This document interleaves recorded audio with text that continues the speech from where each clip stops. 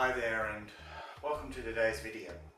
So today I wanted to talk about present perfect tense. If your home language doesn't have this kind of tense, doesn't talk about time in this way or events in this way, then it can be a little bit hard to understand. So today, as an introduction, we're going to look at two hints. The first hint here is being interested in someone's experience.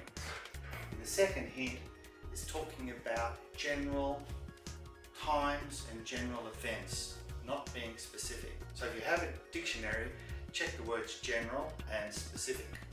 So first of all, let's look at the first hint, being interested in someone's experience. So I could say to you, how long have you played basketball? You're interested in basketball. I'm interested in basketball and I know you play. So I say, how long have you played basketball? So the topic is basketball, we're both interested, and I'm asking you about your experience, not one special event. So let's have a look at your answers. Your answers could be, I have played basketball for 2 weeks, or I have played tennis or basketball or anything else for 2 years. So the amount of time we talk about is not important. What's important is that you're interested and that we just talk about what your general experience is. This is hint number one.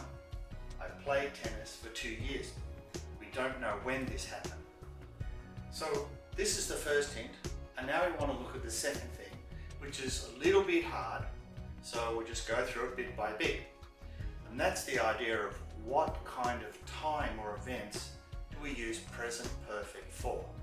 So here's when we don't use it. We don't use present perfect with specific times, like yesterday. Yesterday I have eaten rice. Or last week.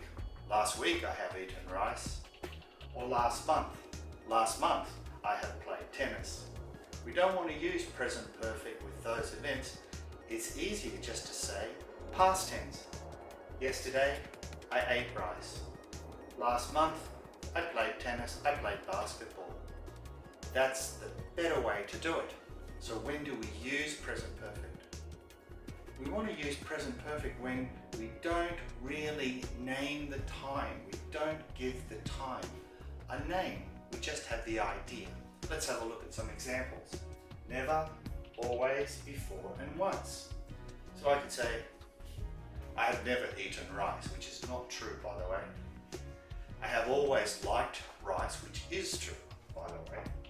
I have eaten rice before, like many people, and I have eaten rice once, which might happen if you don't like rice.